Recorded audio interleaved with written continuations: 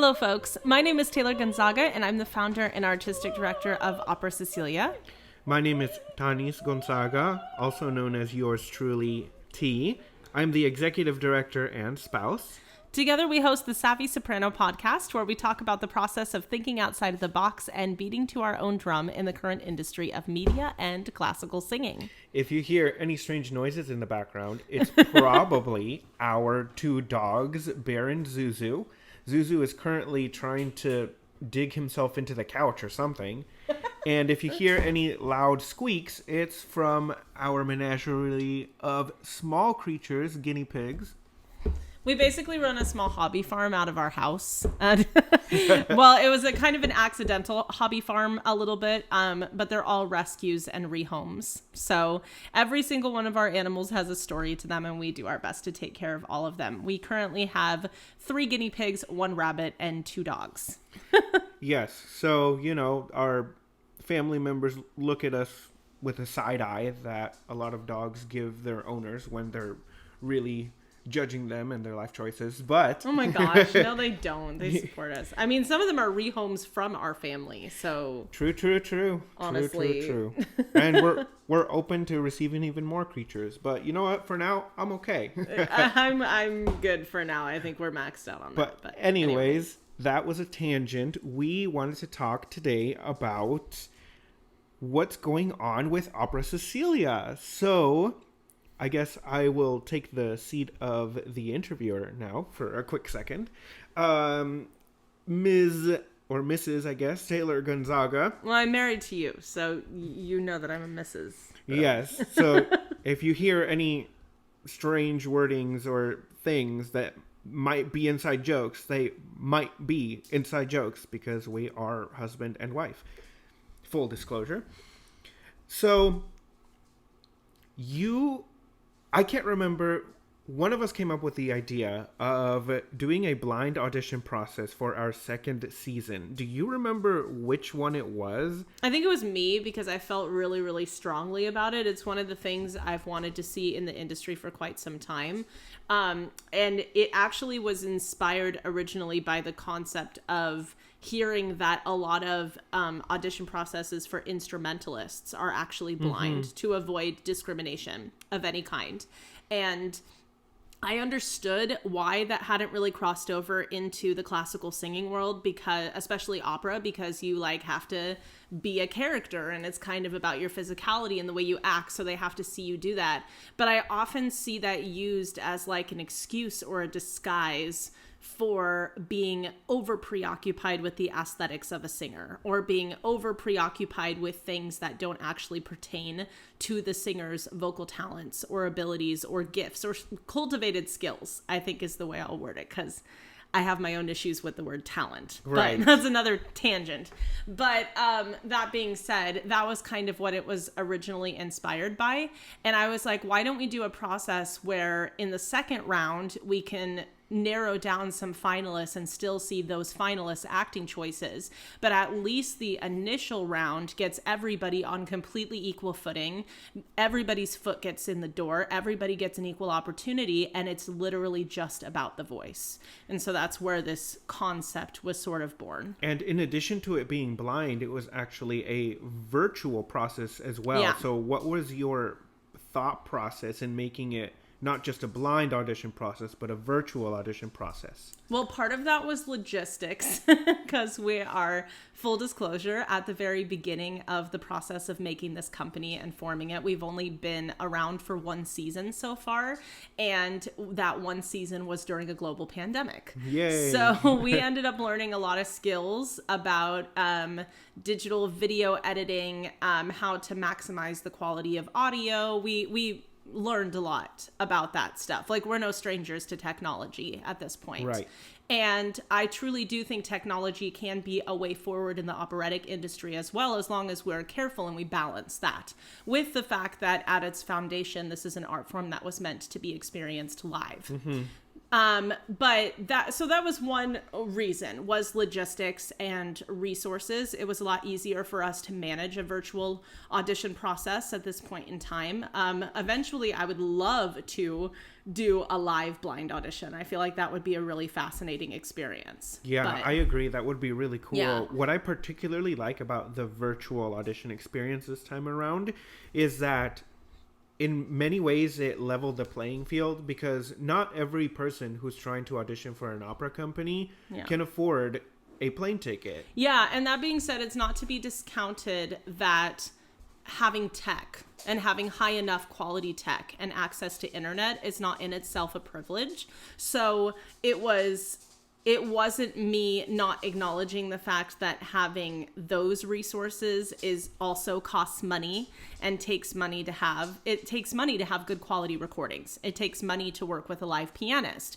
Every facet of an emerging artist's life costs money, and it sucks. It really sucks. But this, to me, with the global pandemic being a thing, with all of our advances in how to effectively listen to audio submissions and what to listen for when it came to what a really good sounding audio recording, like what can I really hear in the voice from an audio recording, and how can I make those observations? With all of that added knowledge and the fact that in most cases, the majority of people do have some sort of access to the internet and some sort of access to at least an iPhone camera or something like that. This seemed to be still not a 100% perfect rating on the accessibility scale, but at least more accessible than all the travel expenses and logistical planning and risk of getting a viral illness that traveling to a location and doing a live audition would include. Right. And on that note, the note of technology giving us more accessibility, there's also, to me, the concern that if you have better equipment that can better capture your voice, there is the danger of someone who's not listening very carefully or who doesn't know what to listen for, they'll just automatically end up moving forward with the person who had better technology. Is that something that you faced personally, or how did you personally approach that? Because I wasn't a part of that part of that audition process. Because to give kind of our listeners an insight into the process, Tanis was the one who collected all of the information on all of the performers. I myself and another artist that I brought in that is a dear friend of mine and has a master's in vocal pedagogy, the two of us were like the people who evaluated the singers from the initial round before they went on to the second round. And Tanis, because he knew the demographic information and the names and stuff of the performers, he could not be a part of the first round. Otherwise, it wasn't completely blind. So he just gathered information for that round, and then he was a part of watching the performers that we chose to move on to the finals, because at that point it was fine for us to know who they were. But that being said, that entire process was really interesting as far as gauging audio quality is concerned. So I think the first thing that I did was I did put a disclaimer. I had to in the audition, like the audition page on our website that they could look at before they sent in their registration, that, hey, if your audio is completely like, we can't hear it properly, there's a ton of feedback, there's a ton of fuzz, and the voice is completely distorted, and in those cases we could not accept that audio. We would either ask for an alternate submission from you or not consider you for our season, because we just couldn't hear you. You know what I mean? So but we didn't really get any of that. We had 64 submissions, and all of them were good enough quality audio for me to be able to gauge the voice and gauge the quality of the voice. Exactly. And upon the initial submissions, there was a lot of consistency with what kind of and what quality the submissions were. There were very minor discrepancies. Like, for example, some people sent us recordings that they already had, which is perfectly fine. We were happy with that. But some of those recordings had a slate at the beginning that said, this is my name, this is what I'm singing. Yeah. So I had to actually throw it into GarageBand, cut that out, and then export it so that you can have a version that doesn't have any identifier. This is another reason why it was really important to have like a middleman that Tanis served as, who was collecting performer information and looking at everything before I got access to it and before our second opinion did for the first round, because there were things like that would pop up. And Tanis was like, oh, I have to kind of clip that part out and have her start it here so that she doesn't hear who the singer's name is. Just in case we happen to know that singer, or that singer was easy to find on social media. I didn't even want the temptation of looking up a singer on social media to be present. Yes. So for the initial round, when me and my dear friend and colleague were looking over the first round submissions, we literally got a Google Doc with a number and an F or no F next to the number. And if there was an F next to the number, it meant that they wanted artistic feedback, which was something we offered for this audition round. And that was something to keep into account. So I was kind of jotting down observations about all the performers, but I made sure to like specifically word it for feedback on the ones that requested it. Right. And I do want to come back to the point of you wanting to offer feedback, but I want to back up a little bit and give my 2 cents of how I approach this blind audition process. Yeah, for sure. I think it's really interesting to hear it from your perspective too. So initially, when you said, hey, I want to do this thing, I think it's going to be cool, I was like, that sounds really awesome. So let's figure out how to do it, because that's how we function as artistic director and executive director. You come up with the ideas and then I help you execute them. Yeah. So with this particular process, I was thinking, okay, we need to figure out how to get someone involved or do it in such a way that you don't see any identifiers. Yeah, I wasn't allowed to see anything for the first round. No resumes or anything either. And we ultimately decided that the easiest and most cost-effective way to do it was for me to have the only access to the email that was going to receive all the submissions. Mm-hmm. So for a period of time, you didn't have access to our official Opera Cecilia email. Which sucked for other reasons. And part of me is like, maybe we should have an anonymous email or something that they send stuff to instead so that I can still check OC's admin email. Right. But that was still an extra step that honestly I didn't want to have to deal with. Yeah, I understand. Because we're still new to a lot of this. So the simpler we can make things, the better. So I decided, okay, this is what we're going to do. I'm going to field all of the questions. I will make sure that any other non-audition emails that we get, I answer them, or I will consult you if I have to, but I will be in charge of that. Yeah. And as they started to come in, the auditions, because, correct me if I'm wrong, you had an audition request form on the website. Is that how you did that part? Yeah, so I had a registration form on the website, and literally all they were telling me was they were submitting it to you, so they weren't telling me anything. So this was the information that you got to see from the first round, and it was just the stuff that was absolutely necessary from them. We needed their name, we needed their email address.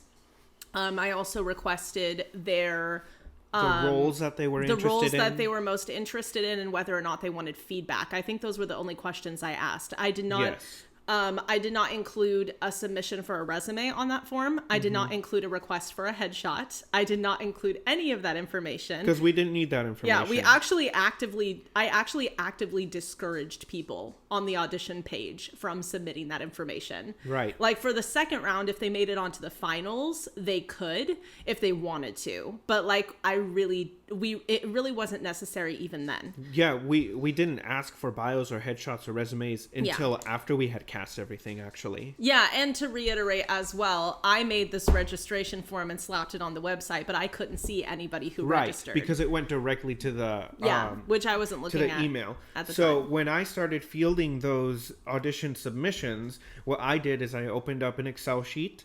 Well, it was technically Google Sheets, not a sponsor, but I opened up one of those sheets and then I started putting in numbers. So number for example, the singer number 1, which is the first person that I processed, not necessarily the person that I thought was the best or anything.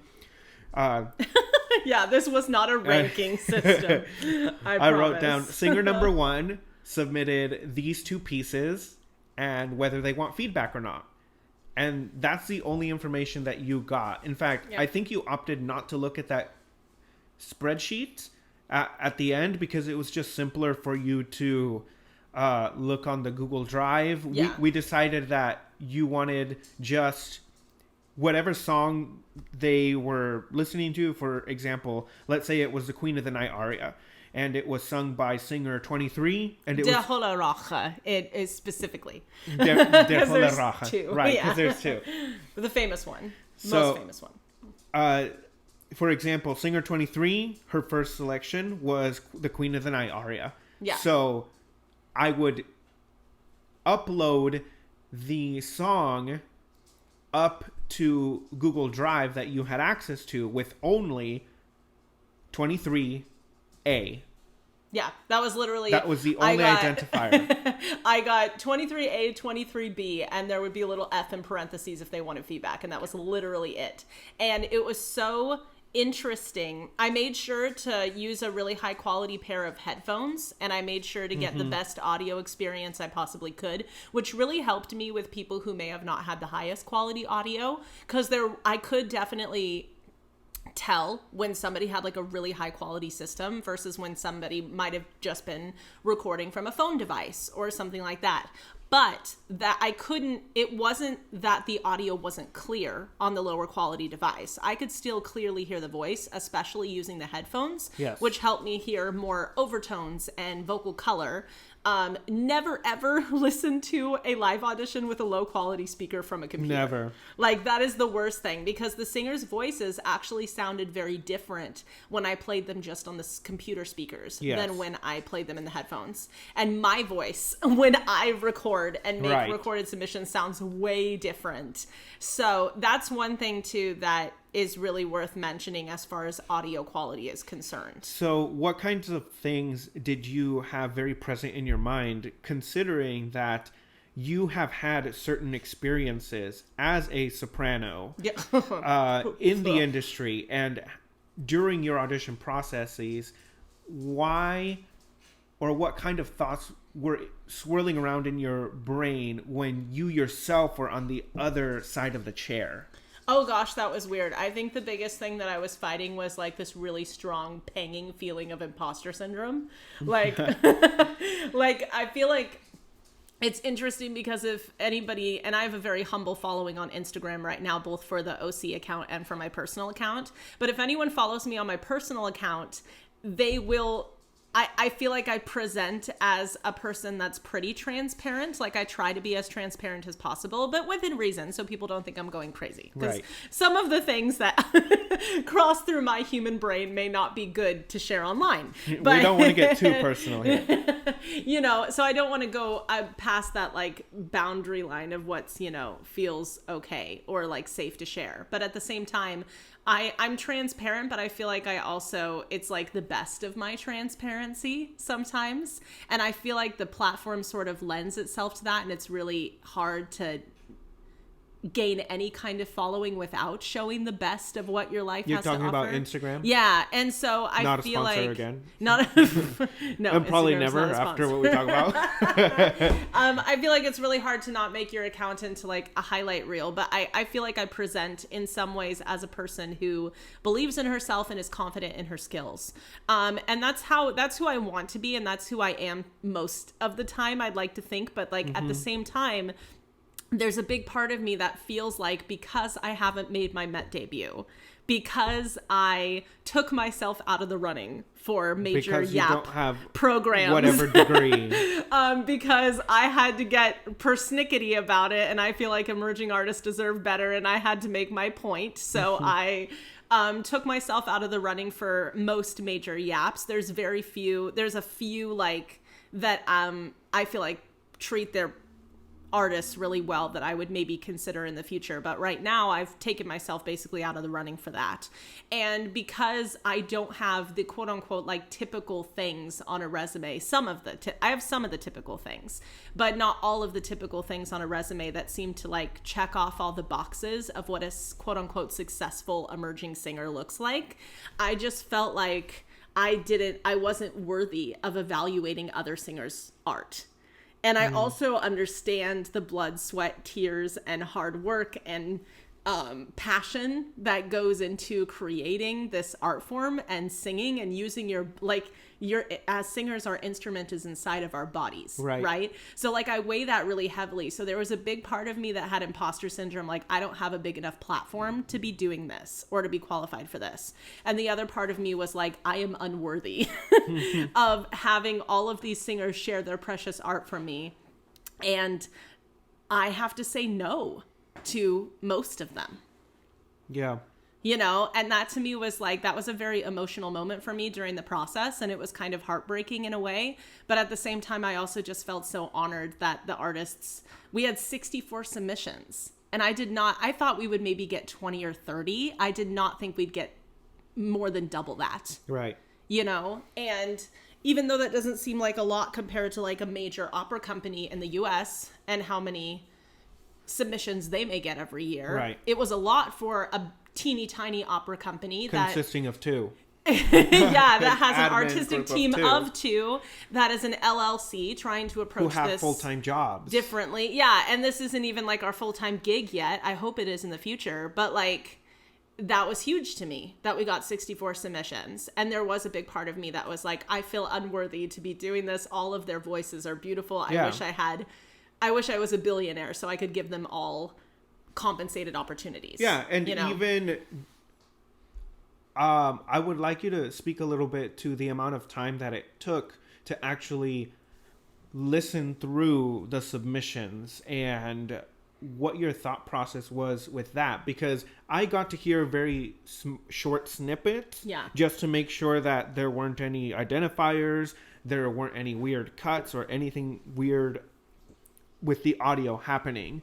But I didn't listen to pretty much any of the pieces all the way through. Yeah.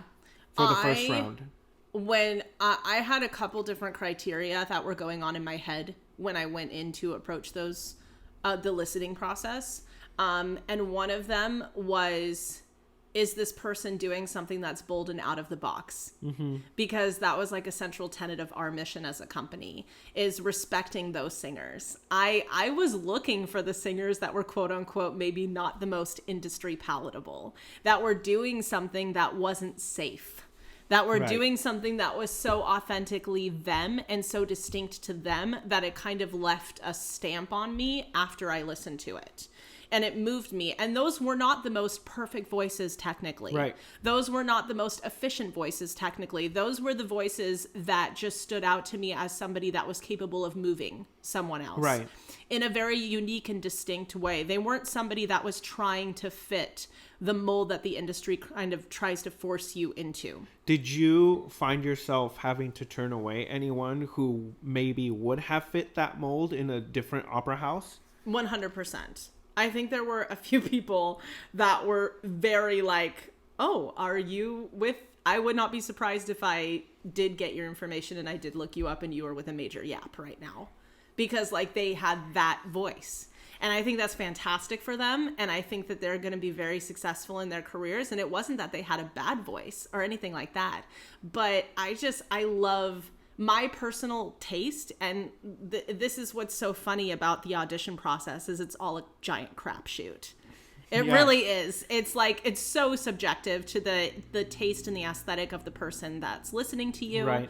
It like literally does not matter. I've had situations in my young career so far where just for funsies, to get a role under my belt, I would audition for like a community theater and I would not get cast. Not because you didn't have a great audition. No, but like I just wouldn't get cast, and then I'd be like, oh my gosh, I can't even get cast in community theater. You know, I would have like those bad toxic thoughts that would go through my head, and then I would turn around and do like a professional audition, and I would get into that. And so it's just like, it's so one thing does not mean another. No Right. auditions correlate with each other. And I think it's really easy to lump them all in our heads and think, oh, this is the omen that's going to curse Right. the rest of my auditions for Because this entire season. Perhaps some logic would dictate that, okay, if I'm getting turned away from every single audition, maybe there's something wrong with me. Yeah. But there's also a really strong chance that you're getting turned away from those auditions not because there's something fundamentally wrong with your voice, Yeah. something fundamentally wrong with the choices you're making. Mm-hmm. You just haven't been auditioning to the right things that, or the person, the director, the casting person that's behind Yeah. the desk, they just didn't have that vision of whatever you had to offer for that particular show. Or maybe they're informed by an outdated and discriminatory version of what that character should be or should Right. look like or act, or are narrow-minded to and are not open to new interpretations of that character that you may Right. be able to offer. Like, that's what's really hard, especially about being a soprano in the industry, is if you don't fit a very, very specific mold. And I'm going to sound like a broken record because I feel like a lot of people have already brought up this point, but that mold is usually thin, white, young. Yeah. Cisgender, female, like you have to like be kind of, I don't know, have that like quote unquote timeless traditional look that like low-key looks like you're from the 1950s and things like and like if like people have that look naturally, I think that's a gorgeous look and like more power to And them. it has its place. Yes, of course. And they deserve a spot in the industry too. So I'm not shaming anyone who naturally, authentically falls into that category. But it's a pain in the ass going to auditions as a soprano if you deviate from that mold at all, because most people behind the panel, usually men, usually white, unfortunately, that's just demographically the case right now, will have this very, very narrow-minded view of what a soprano should be. Right. And you have poster childs for that in the industry, you know? Right. And as a tenor, I don't experience that kind of thing because Well, I tenors mean, are rarer. You experience different things. To have a quality tenor is, I mean, if you have slim pickings, you're going to pick the person that is the most put together. And maybe they weren't your physical aesthetic. Maybe their voice isn't quite the timbre that you want, but because of that, I guess I could call it tenor privilege. Yeah. People like me tend to get more gigs easier. Yeah. And I feel like that was like something we discussed a lot in our relationship in the beginning, because you would audition for things with a bachelor's degree. I would audition for things with a master's, mm-hmm. and you would still get cast more often than I would, because right. It really, like, that's how much of a crapshoot it is. Yeah. Like, and it's so hard to not... It's a supply and demand thing, too. It's so hard to not take that personally, and it's so hard to... We should have an entire episode of this podcast where we talk about the dynamics of being two singers in a relationship. I feel like that would be we will. Very interesting. But like, because we've had to conquer a lot through that. But I think it's made us stronger in the end. But we can talk more about that later. But how this all relates to the blind audition process is the fact that, like, I was looking for singers that... I have a special place in my heart to singers who very noticeably beat to their own drum. I have a special place in my heart for singers that show reflections of the old, like, vintage bel canto mm-hmm. technique from the golden age era. And there were definitely singers that reflected that in this audition process. I have a special place in my heart for singers that show tons of emotion. And one of the things that I gave in artistic feedback the most often, I think, was don't be afraid to spill your guts. Yeah. Because there are so many singers that had these most gorgeous, like, fantastic voices, and the only reason that I didn't cast them or didn't bring them onto the finals was because I felt like there was so much emotional restraint. Yeah. And I don't think that that's a thing that any singer should be shamed for, because this industry forces you into this place where you have to feel like you have to make the safe choice. They put you in a very all mental... the time. They put you in a very mental space. Yeah, and so with all the compassion and all the love and all the empathy in the world, in that feedback, I was just like, I want to empower you to spill your guts. I feel like you have so much more of an artistic message to say. And singing is not just about technique. It's not just about technique. And actually, technique was only but one of the many things I was looking for in these auditions.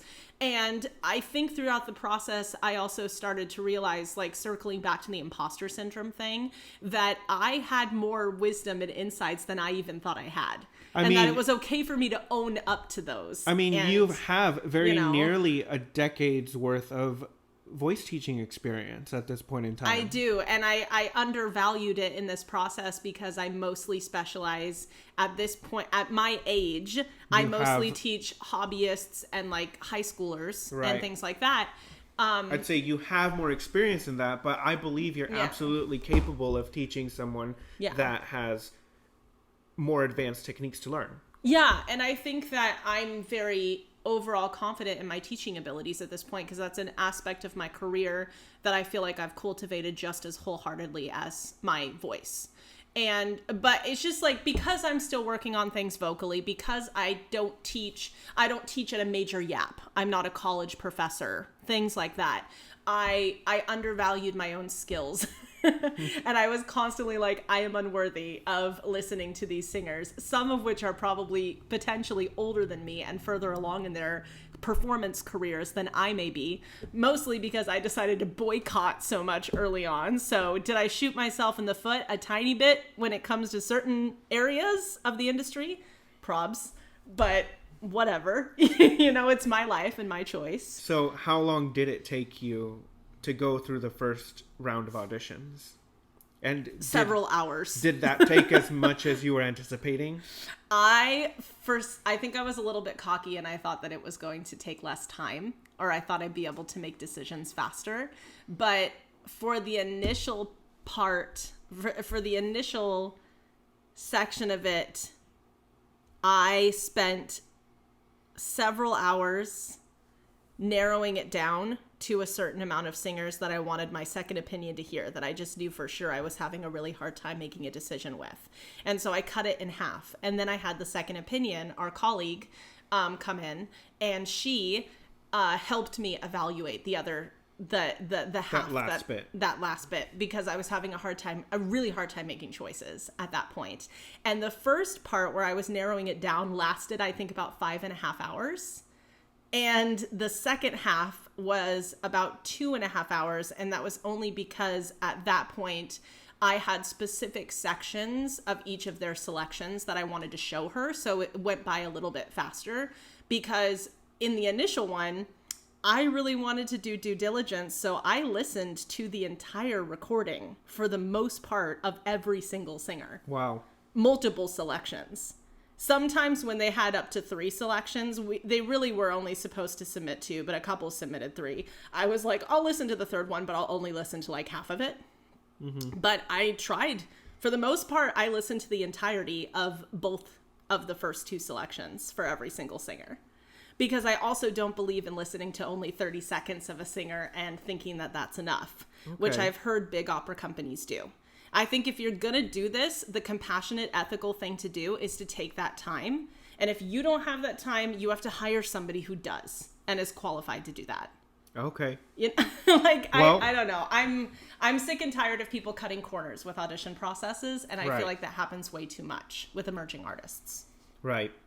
So for the first process, like I said, I wasn't a part of it. I was only a part of it insofar as I edited the tracks, cut them down if they had to, but uploaded them up into a Google Doc, which you then were able to access, only stating numbers and which piece you were listening to. There were no, so you had no idea what you were clicking on, what you were going to hear. No, I didn't. You didn't know if it was going to be a bass, a soprano. Yeah. It was kind of like a fun little surprise every single time. It kind of like kept me on my toes. I was like, oh, that's a deep voice. I'm listening to a baritone, Yeah. And we also got more baritone submissions than I was initially expecting. I did not think I would have so many choices of baritones. Mm-hmm. We got a few tenors, but not nearly as many. Lots of sopranos, of course, which I had the absolute pleasure of listening to, and some mezzos. So we had really every, with the exception of like countertenor, we had like every voice type represented, and that was really cool. So for the second round, once you gave me a list of people that you wanted to hear more of, at that point in time, I went back to the email and I emailed people, hey, congratulations, we want to hear more from you. Yeah. We need video submissions at this point in time. Yeah. And I think we asked for 2 different video submissions. Yeah. And we were mainly looking for acting at this point in time because you had heard their voices. I trusted whatever you were going to tell me that you wanted to hear. And at this point in time, I could become more involved because we were seeing them now. Yeah. Well, it didn't matter if you knew who they were at that point because we had the names and we had their videos and we could see them. At that point, we had already finished the initial round and it was just the finalists. So it was brought down to, I think we cut it down to like a 4th for the finals of the people who auditioned. I think we cut it down to 25 or so. Yeah, I think there was like 25 people that made it on to the next round. And well, in the initial round, my friend and colleague who has a master's in pedagogy was able to give some really specific like pedagogical technical insights that I didn't even like 100% pick up on because her master's degree was like more of a focus in that, and mine was more classical vocal performance. And the specific master's degree that I did was very history and dramaturgy based. I had to do. You remember seeing me up until midnight writing all those research papers and Not analysis. Something that I would have done, I'll tell you that. I would have flunked out of that. The running joke with my master's degree at UMD was the fact that I was literally like writing 4 to 5 papers at one time at one point for like 4 to 5 different classes. It was absolutely ridiculous. It was so writing heavy. It was writing heavy and performance heavy, and I was expecting the performance stuff. I was not expecting the writing stuff. Right, but don't necessarily take this as a review of the program. No, not at all. I overall had a good experience because we don't know when you're going to be listening to this podcast, and we don't know what kind of changes may have happened during that time. No, and I could have a whole other podcast episode as well about my grad school experience, but we'll move beyond that for now. But yeah, so at that point we had done so much with technique and just the raw expressiveness of the voice alone and evaluating that now I was looking for gesticulation. I was looking for connection to character. Right. I was looking for them bringing something once again innovative and new and authentic. And you could really tell who was doing that and who was not. Did anyone surprise you, or what were you thinking when you were watching them now after hearing them? One of the insights that I noticed the most, which is so funny, is we're doing crossover cabaret, right? Which is like, y'all should check it out. It's a YouTube series that is going to feature different artists that are typically in the opera sphere crossing over into cabaret and musical theater. And it's going to be really cool. But we were auditioning for that opportunity as well. And so some of them were requested to sing a musical theater selection, right? And some of them just submitted one because they wanted to be considered. What was interesting about that was every single time I saw an artist singing musical theater, they lit up. And it was like a completely different experience of that artist. And then the minute they went back into their aria, it was like, I'm in my head. I'm cerebral. I am intellectual. You know what I mean? Yes. Like it became very reserved and it became very technical. And it wasn't nearly as expressive. There were definitely exceptions to this. There were some people that only submitted opera and were extremely expressive. But that was one thing I noticed about the people who submitted musical theater. And I'm wondering if you have any additional insights into that as somebody who also has like an extensive musical theater and acting background in addition to opera. I think there is a trap that you can potentially fall into in thinking musical theater is one genre where you borderline have to overact. Some people would call it overacting. Yeah, I just call it playing to the back of the theater, but you know.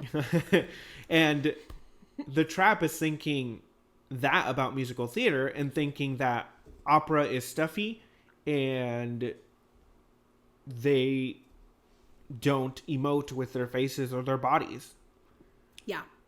It's just what we call in the industry a park and bark.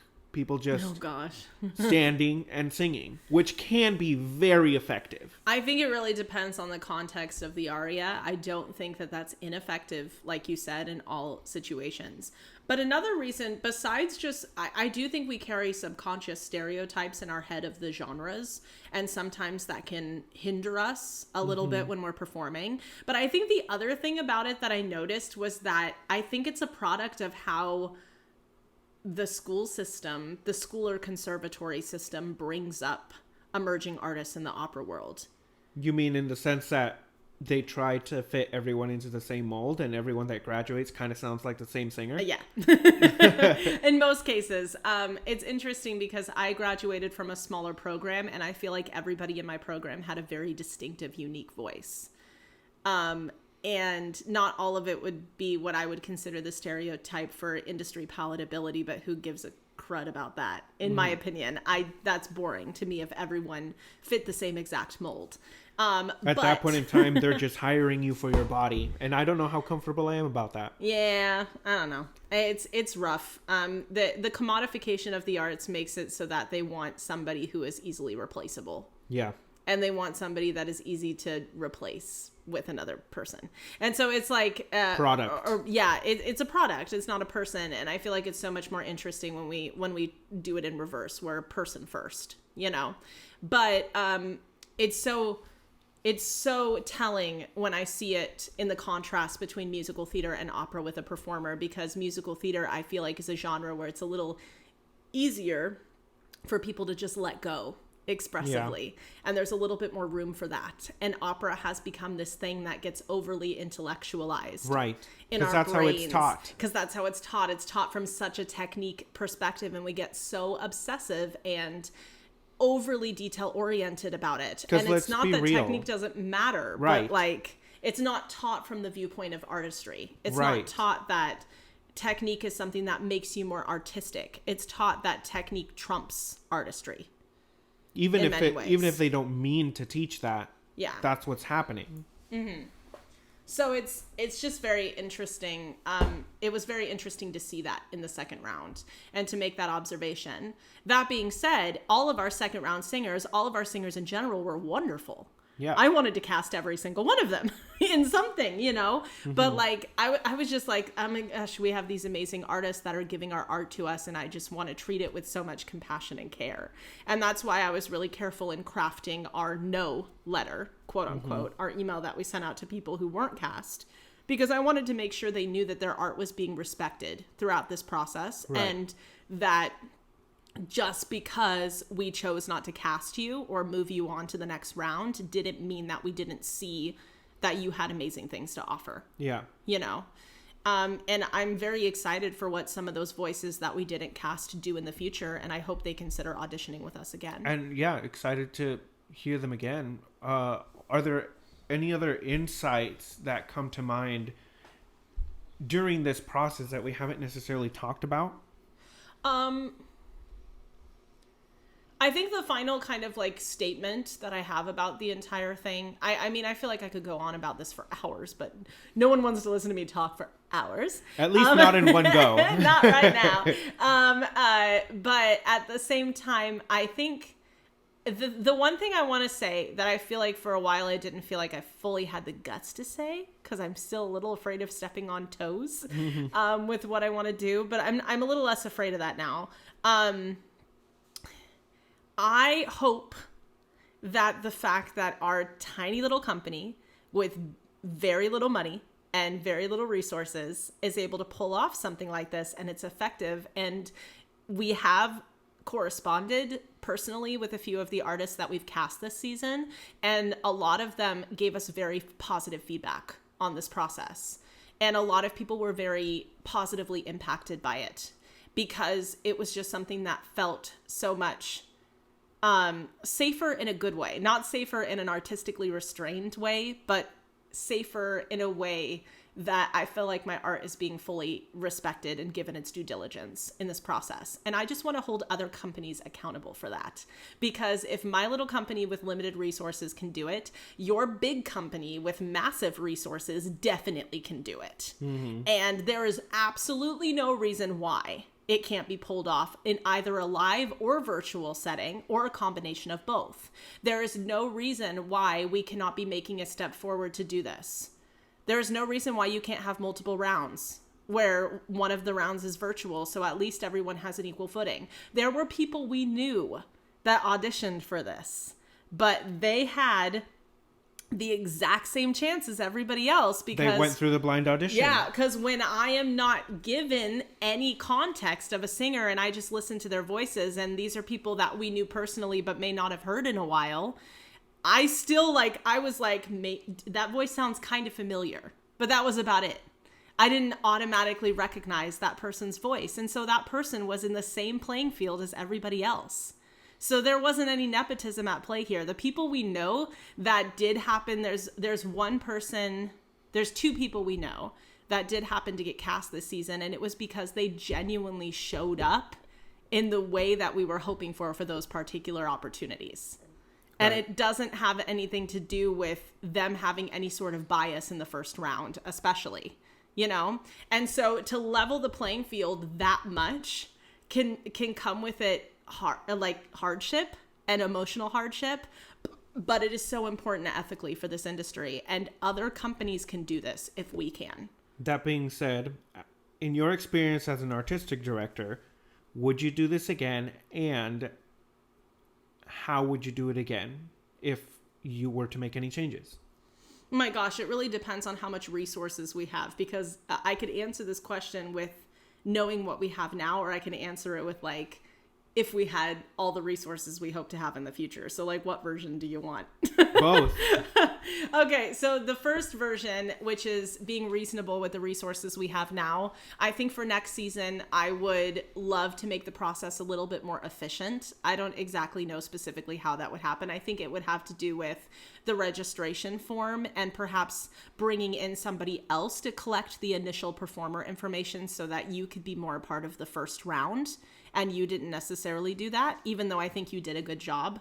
I just would have liked to have your opinion in the first round, but we couldn't do that because we had to split up the responsibilities and we couldn't afford to hire anyone right now. We did pay my colleague though, who came in and helped us. Yeah. And then the other thing that I would probably change about it is, I might give a couple more specific parameters for audio recordings, because there were some people that posted full orchestral stuff and we gave that equal consideration. We did not penalize it because I didn't say that they couldn't do that at all. But it was a tiny bit distracting. And I think I would have rather had it just piano and voice, just so that there wasn't any extraneous chorus or anything that I was hearing in the background. And I could just kind of zoom in and focus on the singer. So that's one thing. Those are just very specific little nitpicky things. But I would definitely do this process again. In a very similar way. I would definitely designate myself an entire workday to just go through, and I would take longer breaks in between listening to people. I don't think that really affected how I considered people, but I do think for the sake of my own well-being and maximum quality of work, I should designate more time to this. Right. Full disclosure, the next time I do it. So now I know I need an entire day to go through this stuff. And so I can take substantial breaks. Right. I will agree with you on the point of making it a more efficient process. Yeah. I think since this was our first time doing it, there were some things that could have been done better, done faster, that we were just stumbling through. Yeah. That being said, in my own personal opinion, I think that if we were to get more submissions, we would undoubtedly end up either having to hire out a third ear. Yeah, for sure. To be able to process all those the way you process them this year. Or we will be forced to listen to less. Yeah, and that's the thing is like I don't really like the idea of having like a quote unquote pre-screen, because this is not what this is intended to be. Right. You know, this is intended to be like a right. first round audition. And the only Yes. reason we have the second round is to see them gesticulate. There were and act. callbacks, Yeah. basically. It was basically a callback for Yeah. a show. Yeah. It wasn't like, oh, this is a pre-screening audition for No. the chance to actually audition. I think that's BS. And the other thing that I would say is that I will never, ever, ever, under any circumstances, charge an application fee for any of this. How come? Whole podcast episode topic in and of itself, but I think we are one of the only industries that charges people to get a foot in the door, which I think is such a massive classist pain in the ass barrier to entry that does not need to exist, and most of the time it's purely for profit of the companies. Only industry that forces you to pay for a job application. Yeah, and you don't even necessarily have a chance at actually getting an interview. You're paying for the possibility of getting an interview, which is like ridiculous. Let that sink in, folks. To me. It's like so stupid. So I will never ever do that for my company. I also do not pay enough to justify that right now. And you and I are a small company. We are paying everything that we possibly can to these artists. Yes. The vast majority of our budget for every single show is just artist compensation. It really is. We spend very, very little. We're very bare bones with everything else because we think the artist is the first priority. That being said, I want to keep increasing the pay for our artists as much as humanly possible, which is why we're a LLC and not a nonprofit. And why that's a whole other conversation. There's a lot of things you're going to hear from this podcast, but and I have a lot of soapboxes I'm sure you'll hear about. But right. That being said, if you do want to support us as Opera Cecilia, we encourage you to head over to operacecilia.com. We just launched a merch store. Heck yeah. So head on over there to get yourself some apparel. We've got a mug that is double-sided. We have phone cases, and we will be adding a lot more to that. So if you want to support us and you want to get something really cool as well, head on over to operacecilia.com. Yeah, we have some really, really cool merch. By the time this releases, we'll also be talking a lot about something called the Opera Lovers Playbook. We're collaborating with a fantastic woman and artist by the name of Christina, who runs the Mindful Sound Studio. It's a popular Instagram account in the classical singing community, and she has these absolutely wonderful quotes that she has given us to include in the book as journal prompts, and the journal has a ton of other fun activities in it too. So it's not just any regular journal. And it's meant to help de-stress singers and take care of singers' well-being during audition season, particularly when they're nervous about stuff. And it is also a massive support to the company if you choose to purchase it. So we have a ton of stuff that we're selling, stuff that we're doing for crowdfunding, all of that stuff. And all of it goes toward us being able to compensate and support our emerging artists more, and us being able to sustain ourselves so that we can devote more time and energy to this. And so that we can make this our full-time gig, so that our mission comes true and we can give this company all the attention that it deserves. Yeah. I think one of the final things I wanted to touch on was why you decided to offer feedback. To me, that blew my mind. Because I like to give myself more work. I don't know. That was the hardest part, because by the time the audition process was over, I was so tired. And I think I underestimated how tired it would make me, that was like a hard component to do. So I took a little bit of a break for a little while to clear my head before I actually edited the feedback and sent it. But the reason I wanted to do that was because I wanted every single artist, even if they were not cast, to get something valuable from the process, from the energy that they put out. Because even though they didn't pay to audition with our company and it was completely free, they did pay to make those recordings. They did pay to do all of that other stuff behind the scenes, and I see that. So I wanted them to get something of value from this experience. And so I was fine losing a little bit of sleep so that I could finish editing that feedback. And I also, I hear so many horror stories of artists who have received such toxic feedback that I worked really, really hard to word my feedback in a way that was insightful and really honest, but also extremely empowering. And a lot of it was me just really encouraging the artists to keep going on their journey, because every single artist truly deserved that. Like, there wasn't any artist that did not deserve a seat at the table that I listened to in that audition process. Yeah. We had such high quality voices. So I think that was the main reason I decided to do that. Do I kind of want to make that process more efficient as well if I decide to offer that again next year? For sure, because that part was rough for me mentally, workload, because I was doing a music directing contract and a bunch of other stuff at the same time. But I definitely feel like it was worth it, and I am glad that it was something that our company offered. Yeah. So, yeah.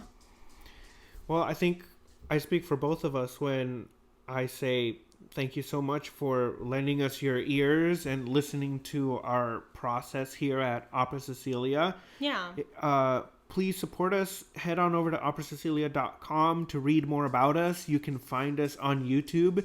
The Opera Cecilia channel dedicates its time to a lot of artist reactions right now, but we hope to offer more than simply artist reactions and the crossover cabaret series. Yeah. We have a variety of virtual projects that we're producing this season that are going to be up there, performance-based stuff. And not all of it will have a paywall. Some of it will be charging a ticket price, and info for that will be coming out soon on our website. But a lot of it is free to the public as well, and gives you a little taste of what we do before you pay for the big stuff. So right. Once again, when you do pay something for a service through Opera Cecilia, you are directly supporting our mission. So we do thank you very, very much. Even if we're an LLC and not a nonprofit at this point in time, we are still very, very human-centered and very social justice and ethics centered as a company. And that's the reason we started the company in the first place, to be a positive force in the industry that we're in. Exactly. Well, folks, thank you very much. And we will see you next time. Thank you so much for listening to the Savvy Soprano podcast. New episodes premiere regularly, so make sure to stay tuned for what we talk about next. Keep singing. Bye.